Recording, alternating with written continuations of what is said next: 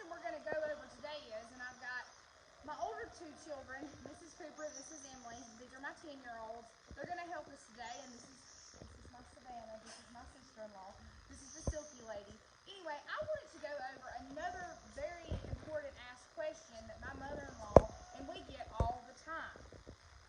What kind, I want to I want to get into chickens, but I'm a little nervous. I don't know what I want, I don't know what kind, I don't know what I'm looking for, and they're nervous to get into it. We get this question asked all the time. So, what we want to do today is kind of go over a little bit how, we went about asking and answering these questions and the research that we've done. We chose the chickens that you see here and that we'll show you in a little bit because we asked ourselves certain questions. We strive in doing this as a family. We have the kids very active in what we're doing. Y'all know I have notes because I'm scatterbrained. But we wanted to make sure that we got something that the children could do, could help us do, and to keep them involved, because raising them, we want to raise them in the way, back to the roots of things, like I always say, on the farm where you work hard. So in picking certain chickens, you have to make sure and ask yourself certain questions, the size that you want. Hang on, y'all, my brain's right here. The size. Okay, let's go over sizes. Emily is holding a Millie chicken right here. This is the baby. Right, Lydia, come over here and stand by Sissy.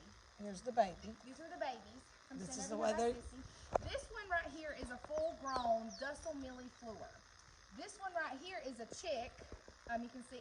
You hold it, babe. 3 weeks old. It's 3 weeks old. This is what we've hatched. And this is full-grown. So we would consider this a small chicken.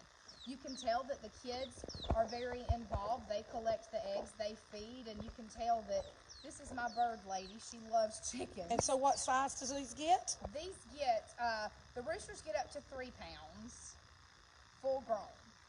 And the hens are? And the hens, about a pound. And so what are their characteristics? The characteristics, they're very docile, very good temperament. They're also very quiet. As you can see, that they're very quiet, good city chickens. If you're needing, and a very good show chicken. This, I know my mother-in-law was researching because we did want different types of meat chickens, a really good egg layer. We'll touch base on those. And then the kids wanted to show chickens, especially this one right here. She wanted something that she could work with, and that would be easy for her and good temperament. And the show's thanks, exciting to say, June the 5th. June the 5th. We are excited to announce, this is the first time we're announcing it, we're going to have a chicken show. We're fixing to get up a flyer and tell more about that. Have judges to judge the kids' age groups' chickens. And prizes we're working on, but more to come. Yes. Also, this one right here, this is a Howden. These are, Leroy, if you watch my videos out front, this is the rooster Leroy we have out front, but this is one of his hens. They love Cooper, however, they do not like, because he plays with them and messes with them all the time. So, and this is Lydia holding a baby Howden. This is how... It's about 2 weeks old. 2 weeks old. 2 weeks old. Hold it up. 2 weeks old. Let me have it. Right there. And then this is a full-grown Howden. Yes. The hens are very, very quiet, very good temperament. The only one, as you know, that really makes any noise would be Leroy, and that's only because he's hungry. And these are medium. These are about a medium-sized chicken. They get a little bigger than the Millies and the Silkies. Yes, they get 6 to 8 pounds. Leroy out there, he is full-grown. He's not liking all this attention. She isn't. That's not Leroy. But Leroy out there, he is full-grown, and he is around 6 to 8 pounds. She is a little bit smaller, and the hens tend to be about, 4 to 5 pounds full-grown. But they're still good city because of the noise and friendly. And also another good show chicken. Yes. Okay, and then our next one is another small, is the Silky. Savannah does our Silkies. This one is how old? she is 8 weeks. She's 8 weeks old, still not quite full grown, but also another small chicken. They're about the same size as a full-grown Millie. The roosters get anywhere, from 3 to 4 pounds, and the hens, 1 to 2 pounds full grown. Very docile, very quiet. You never hear anything out of these pretty babies. They're good cold tolerant and cold hardy and heat tolerant. Which is great in our area. The heat, the hot summers, and these thrive during the summer times of the heat. So, and these are great city and in our area too with the heat. Okay.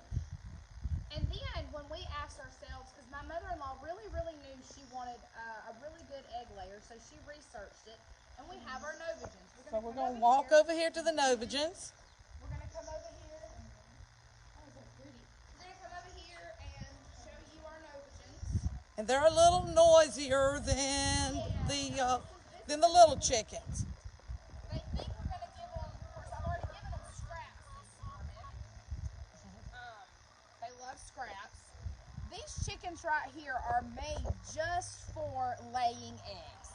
You will get 365 eggs a year out of these hens. I know that sounds like a lot, but literally we gather eggs at 6:30 in the morning, and we could go show you the pen a little after lunch, and they've laid again. They are double layers. They lay in the morning and in the afternoon. They are also a very good forage chicken. By forage, I mean they can live off the land. They eat grass. They get a lot of grass, as you can see as we film them daily. They like scraps. They're very self-sufficient, which is very, very good. Y'all can go put them back up. Yeah, y'all go put the babies back up, which is very, very good. When you're trying to do what we're doing here on the farm, we strive in being self-sufficient and have animals that are self-sufficient and that do what we want them to do, and these definitely do that. Also, our meat chickens, with the COVID going on, it's been harder to get them. We are looking into getting more, but my mother-in-law chose the Cornish cross meat chicken, and it is a really good meat chicken. It is a forage chicken. When I say they are grass-fed and moved daily, they are grass-fed and moved daily. Very low maintenance, very self-sufficient chickens. And the poundage that we like to get, around 4 pounds average, we can do that in 8 weeks, which is awesome. Normally you have to have a lot of grain for that. With these Cornish cross chickens, you will get the poundage that you want grass-fed, and they're moved daily, and they're also very docile. They see us coming, they like to come up, and they like to talk to you. But a lot of the questions that we went through, that when she sat down and she was making her list, and we hope that this helps you going back through the asking yourself these questions that we asked ourselves, because you might have different needs than we did, and we've done a lot of research to help meet all those needs. But the questions that we asked ourselves: do you want just an egg layer? Do you want just a meat chicken? Or do you want a dual-purpose chicken? And I know that, leaves it open to, a lot of different breeds. But if you have any questions, we're definitely here to call or text or message and to help benefit you from the research that we've done. Temperament. We knew with all these kids, and we're very family oriented, so what we do, our children, they do, we wanted a very good, docile, very, low temperament type of chicken. Also, like I talked, forage. Do you want one that can be self-sufficient? Do you want one that, you can put in a chicken coop and just give it, chicken feed all the time? Do you want it to be a free-range chicken? Those are questions you need to ask yourself. Also, brooding. Another word some people might not know, brooding. Brooding means that they will sit on their eggs and they will hatch their own chicks.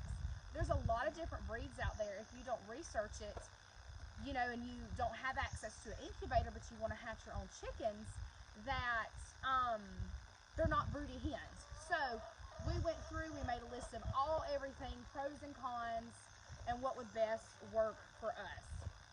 Like I said, I hope Today's video. Oh, also We have eggs for sale. We have eggs for sale every day. This is just a few of what we gathered today, and we'll gather some in the afternoon. They are $4 a dozen. We have eggs, and more eggs all the time. And look at them. They are beautiful. Now, we've not washed them. These are just picked up. Large chocolate eggs. I love the speckledy ones. Those are my favorites. So $4 a dozen. We all the time have eggs. Just stop by the farm. Stop by the farm anytime. We're always here for farm fresh eggs. And we do have baby chicks. Yes, we do have baby chicks. If you want the layers. We do have the baby chicks for the layers, the Novagens. For the silkies. Or the silkies, the howden. Everything we showed you today, we have chicks. We hatch weekly. So definitely, if you're looking for something, you have a question, call or ask us. We're always here to help. Also, I really hope this video has helped you all, because, you know, a lot of the asked questions that we get is, are these questions. And you need to ask yourself these questions too if, you know, you're in the breed for, you know, certain types of chickens. Please like the video, share the video. If you have any questions, please call, text, or message us. We'll be very happy to answer your questions. And if you have any other questions that we need to hit on, please do. I'm all the time. I show up. You know, I got little notes here. You know how scatterbrained I am. We've had a lot of distractions and a lot of things going on today. But always enjoy talking to y'all. Thank you guys. We could not do this without you, and I'll see you tomorrow.